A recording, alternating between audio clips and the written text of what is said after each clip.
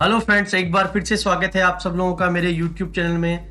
आज हम लोग पढ़ने वाले हैं 7th क्लास का चैप्टर नंबर 10 ज्योग्राफी का, और इस चैप्टर का नाम है लाइफ इन द डेजर्ट्स। तो चलो करते हैं आज के वीडियो की शानदार ढंग से शुरुआत। जैसा कि आप पहले ही चैप्टर नंबर 5 जो कि वाटर था उसमें पढ़ चुके हैं, पानी के बिना जीवन में कुछ भी नहीं हो सकता। चाहे हम पेड़ पौधों की बात करें, जानवरों की बात करें या मनुष्य की बात करें, पानी के बिना किसी का भी काम नहीं चल सकता।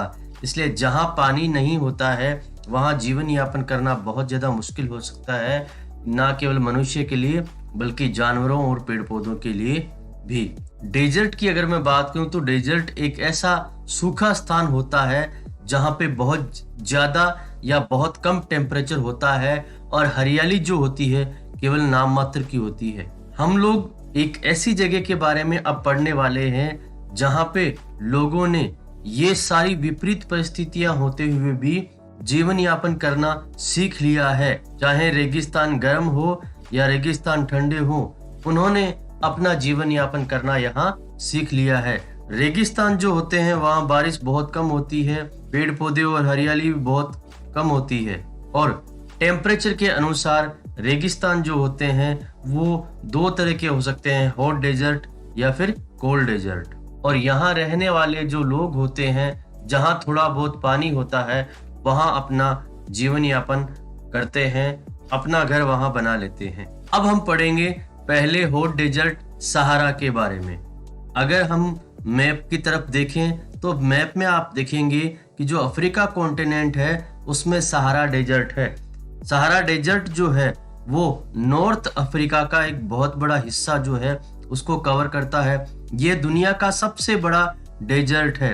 इसके अगर एरिया की बात करें तो लगभग 8.54 मिलियन स्क्वायर किलोमीटर है। इंडिया का जो एरिया है वो लगभग 3.2 मिलियन स्क्वायर किलोमीटर है। इसका मतलब ये सहारा डेजर्ट है वो हमसे भी बड़ा है।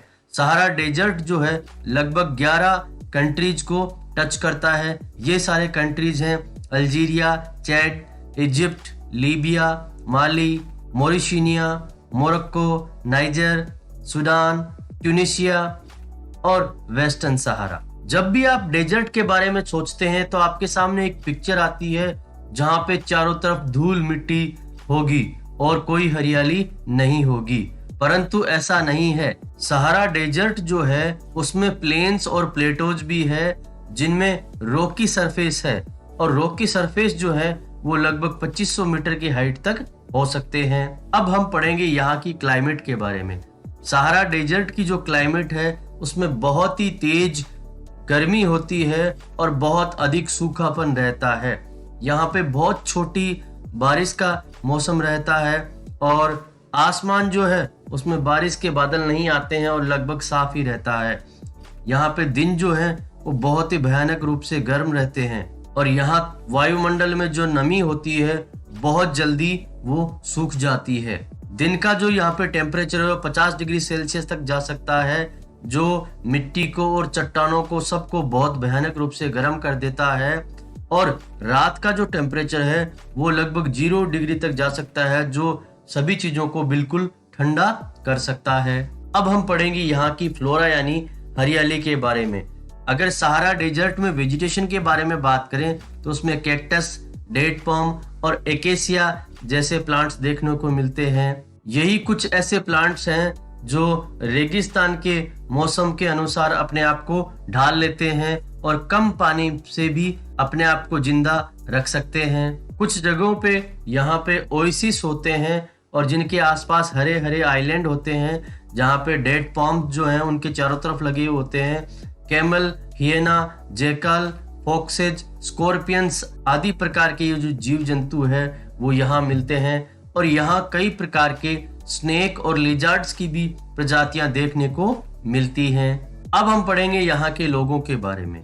हालांकि यहाँ का जो तापमान है वो बहुत अधिक, ज्यादा और कम रहता है, फिर भी यहाँ कई प्रकार के लोग रहते हैं और वो अलग अलग प्रकार का काम करते हैं। और उनमें से अगर हम लोग बात करें तो पहले हैं बेडोइन्स और दूसरे हैं टोरिक्स। ये घुमक्कड़ जातियां एक स्थान से दूसरी जगह घूमती रहती है और इनके साथ में बकरियां, भेड़ें ऊंट और घोड़े आदि जीव जंतु रहते हैं।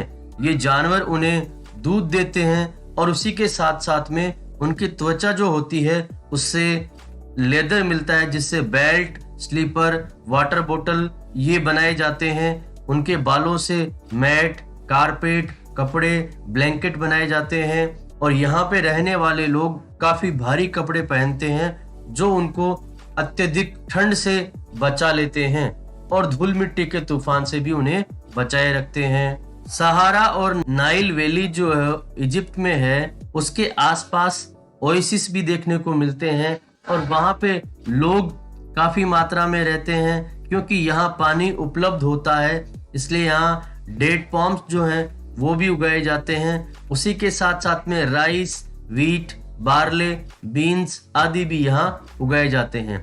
इजिप्ट का जो कॉटन है वो पूरी दुनिया में प्रसिद्ध है, जो कि यहाँ उगाया जाता है। तेल की जो खोज है वो यहाँ पे बहुत ही महत्वपूर्ण है, जो कि पूरी दुनिया में बहुत अधिक डिमांड में है। अल्जीरिया, लीबिया और इजिप्ट जो है उनमें सहारा डेजर्ट है वो रेगुलरली एक स्थान से दूसरी स्थान पे ट्रांसफॉर्म होते रहते हैं और यहाँ दूसरे मिलने वाले जो मिनरल्स हैं उनमें आयरन, फास्फोरस, मैग्नीज और यूरेनियम है। सहारा का जो कल्चरल लैंडस्केप है वो आजकल पूरी तरह से बदलता जा रहा है। अब यहाँ पे सूखे रेगिस्तानों के बजाय चमचमाती बिल्डिंगें और बड़े बड़े टावर और बड़ी बड़ी मस्जिदें देखने को मिलती है और जो पुराने ऊंटों के जो रास्ते थे उनके स्थानों पे बहुत शानदार हाईवे अब देखने को मिलते हैं और यहाँ पे ऊंटों का स्थान बड़े बड़े ट्रकों ने ले लिया है और टोरक्स जो है वो यहाँ पे गाइड्स को घुमाते हुए देखे जा सकते हैं क्योंकि यहाँ पे टूरिस्ट काफी मात्रा में आते हैं। और जितने भी घुमक्कड़ ये आदिवासी लोग जो थे वो अब शहर के जीवन की तरफ आकर्षित हो रहे हैं और शहर में अपना काम धंधा कर रहे हैं। अब हम पढ़ेंगे कोल्ड डेजर्ट लद्दाख के बारे में। लद्दाख जो है एक कोल्ड डेजर्ट है जो हिमालय के पास स्थित है। ये जम्मू और कश्मीर के ईस्टर्न साइड में है। इसके नॉर्थ में कराकोरम रेंज है और इसके साउथ में जंस्कार माउंटेन्स है।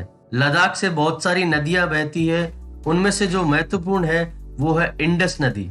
इससे बहुत गहरी वैलीज और जॉर्जेज भी बनते हैं। बहुत सारे ग्लेशियर्स भी लद्दाख में देखे जा सकते हैं, जैसे कि गनगरी ग्लेशियर। लद्दाख का जो एल्टीट्यूड है, इसकी जो ऊंचाई है वो लगभग 3000 मीटर जो कि कारगिल है से लेके 8000 मीटर जो कि कराकोरम में है तक को देखने को मिलती है।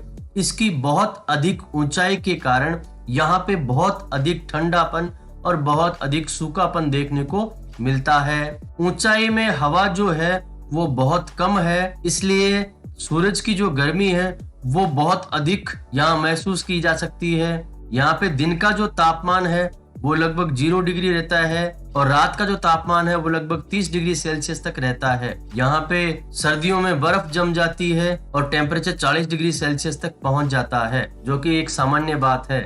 जैसा कि ये हिमालय के रेंज शैडो इलाके में है, इसलिए यहाँ पे बहुत कम बारिश होती है, जो कि लगभग 10 सेंटीमीटर हर साल है।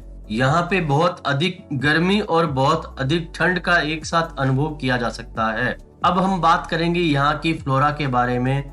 अगर यहाँ की वेजिटेशन के बारे में बात करें तो यहाँ वेजिटेशन बहुत कम देखने को मिलती है, फिर भी यहाँ पे ग्रास और श्रब्स जो है वो देखने को मिलती है। हाँ, यहाँ पे आपको जो पेड़ों के झुंड हैं जिनमें विलोज और पॉपुलर्स हैं वो किन्हीं घाटियों में देखने को मिलते हैं। गर्मियों के समय में यहाँ पे कई प्रकार के फल भी आप देख सकते हैं। मुख्य यहाँ पाए जाने वाले फलों में एप्पल, एप्रिकॉट और वॉलनट्स हैं। यहाँ पे पक्षियों की भी कई प्रजातियां देखने को मिलती है, जिनमें robins, red starts, Tibetan snowcock, raven, hoopoe आदि देखने को मिलते हैं। इनमें से कुछ माइग्रेटरी बर्ड हैं जो कुछ समय के लिए यहाँ आते हैं परंतु कुछ समय बाद वापस चले जाते हैं। लद्दाख की फोना यानी जानवरों के बारे में यहाँ बात करें तो यहाँ पे जंगली बकरियां, जंगली भेड़ें, याक और विशेष प्रकार के डॉग्स जो है वो देखने को मिलते हैं। यहाँ जानवरों को इसलिए पाला जाता है ताकि उनसे दूध प्राप्त किया जा सके, मीट प्राप्त किया जा सके और उनसे चमड़ी या ऊन प्राप्त की जा सके, लेदर या ऊन प्राप्त की जा सके। याक का जो ये मिल्क है वो चीज और बटर बनाने के लिए काम में लिया जाता है। और शीप और गोट जो है उसके जो बाल होते हैं उससे वुलन कपड़े यहाँ बनाए जाते हैं। अब हम पढ़ेंगे लद्दाख के लोगों के बारे में। लद्दाख के लोगों की अगर बात करें तो वो तिब्बत और सेंट्रल एशिया के लोगों से काफी ज्यादा मिलते जुलते हैं। यहाँ पे या तो बहुत सारे मुस्लिम्स हैं या बुद्धिस्ट हैं, और वास्तव में यहाँ देखे जाए तो बहुत सारी बुद्धिस्ट मोनेस्ट्रीज जो हैं वो भी देखने को मिलती हैं। ये जो बुद्धिस्ट मोनेस्ट्रीज हैं इन्हें गोम्पास कहा जाता है।